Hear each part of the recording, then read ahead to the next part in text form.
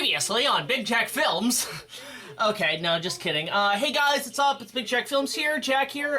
We're here to talk about the 100th episode, Dragon Ball Evolution. This is part 2 of the 3-part trilogy that we did, and we're just here to continue where we left off. So, last we left off, we had, like, kind of a storyline going about. I was talking about what were the origins of this episode, and now we're going to discuss more so the production itself.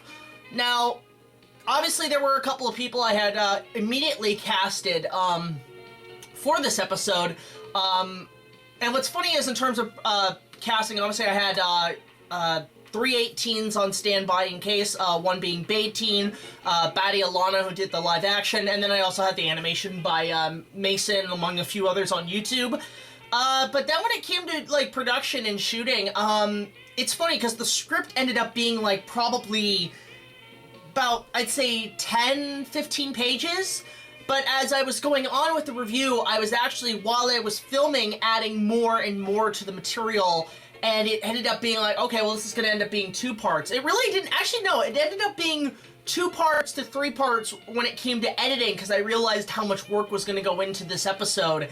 So, at first I thought, okay, I'll make it 2 parts, I'll put part 1, part 2 at the beginning of the month and the end of the month, because the review was due out in April 2019 to mark the 10th anniversary of the film, and so I thought, okay, why don't I get to basically part 1 in the beginning of the week, part 2 at the end of at the beginning week of the month, and then part 2 at the end of the month. And then during that time, it was like, okay, yeah, this is going to be 2 parts. So it actually took longer to release. So then it got pretty much released over the summer of that year.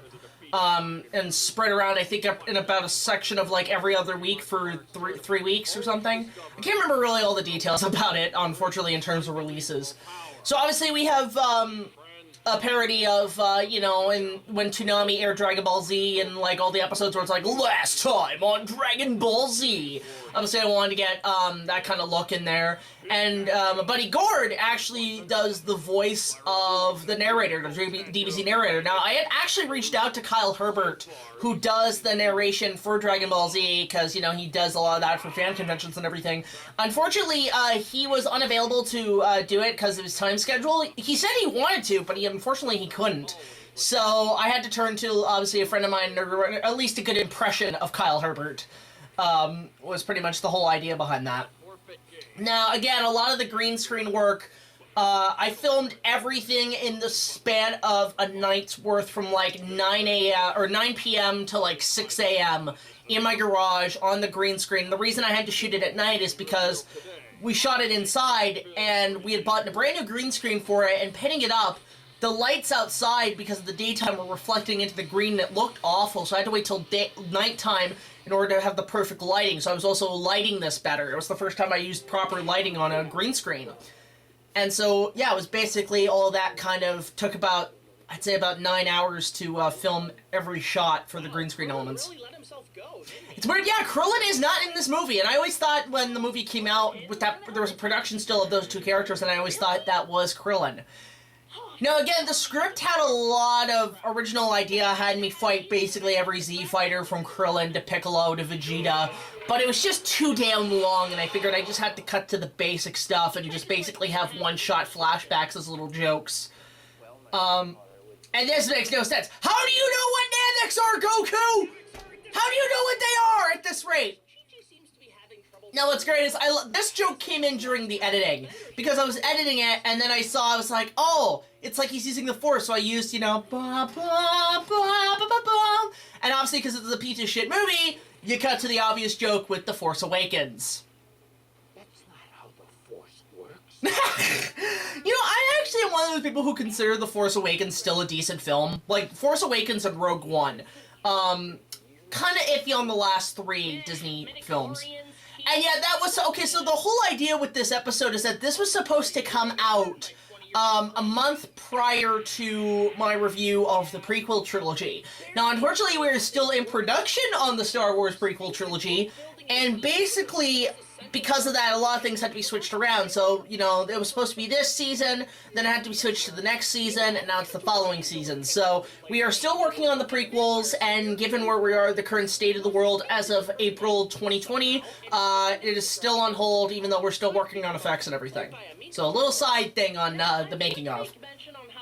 And yeah, so this also, okay, like, James Marsters and the girl who plays, Maya, they're the only kind of characters that actually look and act like the characters from the manga. And yeah, that's the thing, in the original teaser for Dragon Ball Evolution, Piccolo was actually white, and that, I remember back in the day, this was probably like November, December 2008, there was a convention, like a promotional advertising convention that was happening, and Fox was showing this teaser for what was just called at the time just Dragon Ball. It wasn't called Evolution. And basically this teaser had leaked online, and everybody had seen it and instantly realized, yeah, this movie's gonna suck. I think that was the first clear sign, and it even had the classic trailer line of Goku going, "I'm not ready for this." And at the time it was very, essentially, you know, that was like basically not Goku at all. It was, "I'm not ready for this," like he's the chosen one and the prophecy and all that shit. But yeah, in the original trailer, Piccolo was white, and then they had to, in the whole movie, you wouldn't know this, but the whole movie, Piccolo was actually digitally green. Digitally colored to look green. Now, granted, it's okay. Okay, I knew, like, that part in the film was, like, I had to cut, I knew there's many times I try to use as many TeamFourStar jokes as I can, because TeamFourStar probably is, nowadays, the best writers in Dragon Ball, even though Dragon Ball Z Abridged is over. And yeah, obviously, Bulk and Skull joke, because this also reminded me of, like, the 2017 Power Rangers movie in a way, except more shitty. And, what's funny about it is that, yeah, like, Fox did do Dragon Ball and Power Rangers originally. And yeah, honestly, like, why is Piccolo a Sith Lord? Is he gonna pull out a lightsaber? Is his laser mouth thing gonna be a lightsaber? And then, yeah, just, again, any chance I can make Star Wars jokes or the obvious jokes, I will. And people actually say that my Yoda impression's really good, which is why I'm doing Yoda for most of the reviews. And, and obviously the joke, "but too late Goku is," that was a reference I had in terms of, doing that Yoda joke. Now, this joke here with the senzu bean, this was right when I was filming. This was not in the script. This was actually completely improvised. I was just thinking as I was filming the review, I was like, you know what, I'm gonna do something here, because I think this would be funny to do some sort of senzu bean joke. And the senzu beans are actually these mints from a restaurant called the Mandarin, which is like a Chinese restaurant, and they sell these green mints, and they look like senzu beans. Although, funny enough, when the show was popular, they actually did sell candy senzu beans, which were like these green apple kind of jelly beans in these Dragon Ball Z boxes. So they actually did make them, but I think they've discontinued them since. I'm not sure. Again, the person playing Bulma is okay, but this one blue strand of hair, and she's discount Anne Hathaway. That's all I think of this actress. Again, all these jokes were written ahead. This joke was written ahead of time, because that was the one scene in the movie I'm like, wow, this is awful. Now, funny enough, when I was doing this review and planning it, Nostalgia Critic did his review, and there were a lot of, some of the jokes I originally had, he did, so I had to kind of rewrite and compensate it. But I knew, like, because he wasn't a fan of the material, the review wasn't going to be as big as mine. So mine, I had to make a big fucking deal with this film, and just talk about how much of a piece of shit it is from a personal level. And yeah, so like, I just had fun just beating the shit out of that DVD. And yeah, I still have that DVD completely burnt. It's like a burning corpse, rotting corpse in the corner of my prop workshop. I just keep it as a reminder. I want to get it framed, actually. See, there's some imagery that looks like the show, and then this was a big slap in the face. Now, originally I had written the joke, it was the house from Up, and then again, the Nostalgia Critic did his review, so that was my response. The middle finger. But, you know, I still like Doug and his work. But yeah, okay, so Chow Yun-Fat's the only good part of this movie. Only good part. And yeah, this pissed me off, because, like, this was the quality of the fight scenes. Like, these are the same people who, like, Chow Yun-Fat was in Crouching Tiger, Hidden Dragon, for fuck's sakes, and you couldn't make the fights look like that. And yeah, I'll even say this, those, sweeted, versions of the Frieza Saga and Cell Saga are way better than this film, and they're more accurate to lore, they're great. And yeah, Again, anytime I can use jokes from the show, I'll do, so that obviously they have Goku going, I will not let you destroy my world is great. I love this joke. One of the funniest jokes in the reviews is because it looks like a sped up patty cake, so I knew I had to make a joke about that. And so yeah, it's like anytime I can use clips from the show, I definitely will to kind of get my point across. So with Goku saying, I will not let you destroy my world, or Vegeta previously going, what clown, are you scared?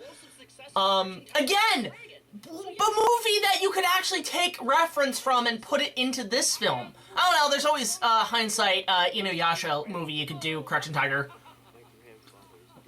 I'd probably cast Chow Yun-fat as like, I don't know, Master Mushi or something. Now this was a joke me and Josh came up with during the riffing, because we're like, the dialogue was so bad, I was like, I had to obviously do the whole cue card joke. Now again, Nostalgia did a joke like that probably a decade ago when he was reviewing Full House, when like the Olsen twins were like, you're no fun anymore. It's like some guy in the corner pointing cue cards. So I just bought a whiteboard to use that, because like whiteboards actually, when it comes to planning stuff, are a lot better, because you can actually do storyboards and then take a picture and then erase it and do another one, so you're saving paper. It's environmentally friendly. So anytime me and Josh hang out, we always quote Irvin Kershner in the Empire of Dreams documentary, because basically, you know, he's so funny. He's like, how would you like to do the second Star Wars? We didn't have a title for it. But yeah, and it was also, this movie's like, I think it came out around the same time as the last Airbender movie. Again, this joke was actually improv'd. As I was doing this scene, I thought, I need to do a joke about the screenwriter. And most people don't get it. I think it's just meant to be like a sort of a joke about, you know, PTSD or something. I don't know. I was just kind of coming up with something funny where it's like really emotional. Emotional jokes are great. But yeah, this movie came out the same time as Last Airbender and I believe The Legend of Chun-Li. All three terrible adaptations of Japanese properties. They're awful. And yeah, of all the characters to include, not Krillin, but Yamcha. Yamcha! And yeah, this is funny. When I was writing the script, I was thinking of Dark Knight Rises, when Bruce is climbing out, and unlike Bruce, he can't get out of the hole, unless he flies. So yeah, it's just, this movie's so poor. This movie's so poorly made, it's low budget. And yeah, what the fuck? I was literally quoting Brad Jones when they did the midnight screening of Man of Steel, where he's like, oh wait, Superman doesn't kill people. No, I was like, he could have done that the whole fucking time? And yeah, exactly. You could have done this the whole time, and we could have had more storyline. And then this makes no sense. They go into the center of the earth and find Mordor, or Mustafar. What the fuck? You know, what the hell is going on? And then there's like the Slave One, which the lame one I don't think is a really funny joke. Like, this is where the movie completely goes off the rails and it doesn't know what the hell it's doing. Why does Piccolo look like he's wearing Michael Keaton's Batman suit? Why is he creating Cybermen? Why do I cut to a joke of Vegeta going, the fuck? You know, and it was funny because at the time I had done this review, it actually, the last episode of Dragon Ball Z Bridge came out, so that joke came perfectly handy. And yeah, Lord of the Rings, anybody? They're fucking Urukai! You know, to the bridge of Khazad-dûm! To the bridge of Khazad-dûm! This is horrible, fuck this shit! It's like they're running away from the set. And yeah, here's, like, some of the computer graphics look like video games, and that's the thing. I'll point this out, Super Nintendo is my favorite video game system. In fact, currently I'm actually doing a game review on it. And yeah, so obviously I had to make jokes about Super Mario World because it looks like something out of a video game. And yeah, you know what? Here's the thing with the DBE game. It was only for the PSP, and it was just a Budokai game reskinned with the live-action characters. They didn't even bother, like, adding new dialogue. They just got the Funimation guys' old stock dialogue to put into the game. It was that lazy. Granted, it's the same people who make the Budokai games, but I think it's just principle, it's a piece of shit game. And then what the hell is Ernie Hudson doing here? This guy was in Congo and Ghostbusters. Like, that's the one joke I love, is just Krillin going, no! Anytime original characters are horrified and, like, pretty much sum up the movie, I'll use it.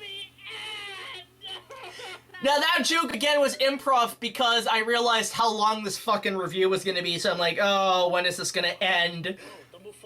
Now this joke was, again, me and Josh coming up with it, where it's like, you know, Mufasa, and, you know, Josh said, remember who you are, and I was like, oh, at least have faith in who you are, and Josh was like, get the fuck out of here, so I knew I had to put that in the script. And yeah, freaking, this was actually a thing at the time that Chris Sabat was supposed to voice Shenron in the film, but he declined because he apparently hated the script. He hated what they were doing, so he had no involvement whatsoever. And also, yeah, James Earl Jones actually would be a good Eternal Dragon in a good movie, not in a piece of shit movie. And yeah, well, you know, water in both his ears.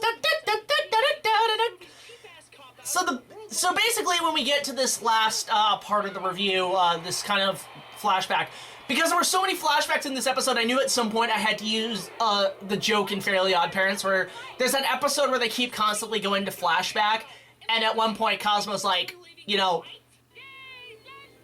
flashback! I love Fairly Odd Parents. It's a great show, but like, anytime I can use jokes from that, I will as well. So that obviously was the good transition into this flashback, yay! So we get to one of the nitty-gritties of the plot of this episode, basically explaining how Android 18 is in my show, and because people have always been confused. Why is she here? Why is she not with Krillin? Why is she not this? So, to kind of add some continuity, I actually, in terms of the fan film story, actually applied it where it takes place around the timelines. So the idea is that the 18 you see in the show is not the canon 18 in the actual series. We leave that alone. It's actually the future Trunks one. But then you're thinking, oh wait, she died, didn't she? Well, again, they never show the body, and we don't see anything past that flashing beam of ki that Trunks had blasted at her. So we just assume she died. She didn't actually die. So I figured it was a good opportunity to put some world building that, yeah, that 18 actually did survive, and is just basically in this show now, is a sort of a continuity. But the idea is that because she was effectively a killing machine, she didn't have the same conscience as the original and/or how my character saw her before as a child. So basically he has to go to the actual Z timeline to get basically a copy-paste USB data of her memory banks to incorporate into this 18. So because of the whole timeline fusion, the space-time continuum kind of fusing, this is why 18 here is actually having pointless flashbacks that she wouldn't even know of. So this whole fight scene was actually really fun to do, just to have all this stuff. Now, when I shot the key, the way it worked, I was just on a green screen, proper lighting, and then we just have this big-ass fan blowing at me to give the illusion of shooting lasers. So if you ever want to create an illusion of explosions or, like, energy being thrown at you, first shine a bright light, get proper lighting on you, and then just blow a big-ass fan and get that illusion of, like, something's being blown at you at a green screen. Then you can add whatever you want, explosions and whatnot. That's how a lot of people do it in the films. They'll film it in slow-mo and have an explosion behind them going, no. But one of the reasons this episode did take a long time, the effects and everything just took forever, because it was just layer upon layer of special effects, basically like a sandwich. Like in this one shot alone, there's probably like 4 or 5 layers of effects in one shot. And then obviously some extra shots of 18 from the show. And again, BAETEEN does such a good impression of Meredith McCoy, it's uncanny. Another thing I actually added was a strobe light in front of me to allow that kind of lighting effect. I added a strobe light in front of me to give that look of energy being blown at me. So it's all about proper lighting, it's all about using fans and stuff for proper green screen effects, especially in something like this where you're going for a very Roger Rabbit-esque look of effects and world. So then, yeah, this flashback. A lot of this, again, stemmed from early days of writing fan fictions when I was a kid, and a lot of it didn't make it into the final product. Because it's great, because a lot of these ideas I've had since I was a kid, and I'm only now being able to find a way to incorporate them and tell them in a visual story matter, which is honestly fantastic. Now, some of these shots were actually provided by Mason because I was actually running out of 18 shots. Which is one of the reasons we actually did transition to live action in the Valentine's Day special, because we actually were running out of animation, so we figured, well, we gotta keep this up until we can find a way to end it, so we decided, fuck it, let's just, like, get a cosplayer, and that was BATTYALANA, who does such an amazing job, which you will see in part 3.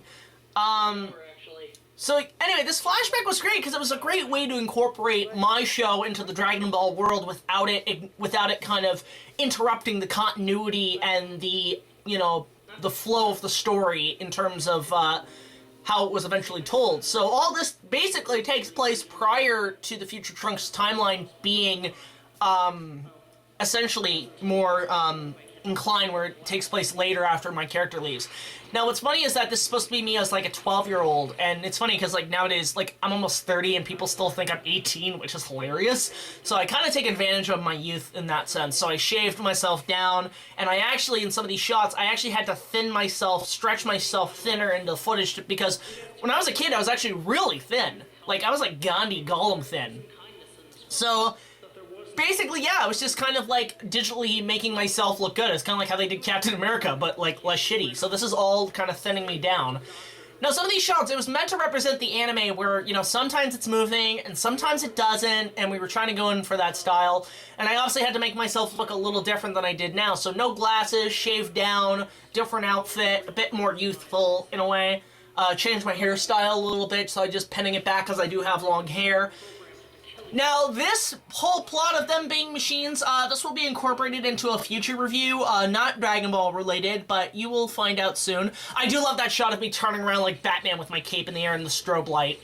Because the idea is, like, as I'm back in my world, I'm actually monitoring what's been happening, and it's really bad, so I'm like, fuck it, I gotta go get her. So this is all basically after the Cell Saga wrapped, and Trunks goes back to the future timeline. And now we're incorporating that into the continuity as well. Like, this whole storyline kind of takes place in the span of years and worlds and dimensions, and I guess because of that, time can change drastically, and you don't age. So it's like my character, in a way, is sort of immortal, where no matter what timeline he goes through, he never ages. And yeah, so a lot of this stuff was just fun to kind of edit in. It's kind of like, my version of Back to the Future 2, where you go back to certain events in in the first movie, but in this it's like going back to where the episode was, and where like you can kind of fit that kind of continuity in. But yeah, right here, it's like you never see the body destroyed completely. And my idea is that behind that blast, I put basically a pause of the timeline to grab her and take her back to my world to essentially heal. And find a way to incorporate her, the data of the current 18 into this one. And I think for a lot of people it actually, because that's the one thing I think stories have a hard time doing now, or movies, they keep rebooting. And also, the great Dr. TERAWATT, guys, go check out his channel and Twitch, I'll put them in the description. Dr. TERAWATT is basically my Doc Brown, and he will be incorporated into more reviews. We were trying to incorporate his channel into ours. So anyway, the idea is that, what's I talking about? Yeah, it's just, they always want to reboot. They never consider continuity an option, but when you add continuity to a story, you actually can be considered a credible writer, because you're actually doing your research and you're not just resetting stuff and making reference, because, hey, remember this? Remember this? You used to like this, we're doing this again. I find reboots and sequels to just recreating the first one really lazy, instead of just advancing continuity is a much better way of doing it. But anyway, so the idea is that the FDT, the Fictional Dimensional Transporter, it's not only a portal, it also acts as sort of a repair machine or something. You know, it's got all these kind of powers we want to establish later on, because we're slowly building it over time. And unfortunately, I can't do anything new with it right now, because we're waiting for the summer to start to reset the hot tub, essentially. And it's a great, like, I'm so glad we got this, because it just adds so much, because it's kind of like the Bone Eater's Well from Inuyasha meets the DeLorean Time Machine, or the police box from Doctor Who. So, yeah, that was basically the idea, is that the whole concept of, you know, I have to incorporate the two 18s together, because in Dragon Ball GT, they had the two 17s merged together, and that was actually probably the best arc in the entire series of GT, so I wanted to kind of incorporate into that. Although it'd be cool to actually bring both 18s together to create Super 18. Now, that's something I'm still waiting to see. I know GT isn't canon, technically, to the Dragon Ball lore, But if they can do Super 18 at some point, that would be amazing. I would love to do that at some point. That'd be awesome. But that would require like 2 different 18 cosplayers and then combine the one. They do like the fusion dance. Now, yeah, it was just kind of, again, when I knew it was going to be 3 parts, I'm like, okay, now I got to do another, you know, find out what happens next time. And it was just great to hear from Gord do this again. And we actually kind of finished it up in part 3 in a very funny manner. Again, a lot of these shots were great because it is kind of mimicking the show itself with the fades and everything and how they would transition. And, yeah, you get a little preview for part 3 again like Goku did in the show. It's like, hey guys, it's Goku here. So, basically part 3 is coming. That'll be probably next week. You'll see my commentary on that, which will be fantastic. And we'll get to the nitty-gritty of the climax and what it took to make that happen. Because, man, what a time to organize. And we'll discover, you'll see behind the scenes how I created Cell and who was involved and who would help. And, yeah, it's gonna get pretty crazy in part 3. So, tune in next time, and be sure to like, comment, subscribe, and I will see you guys later. This is Big Jack Film signing off, saying, rock the dragon. And I'll see you next time on Dragon Ball Z!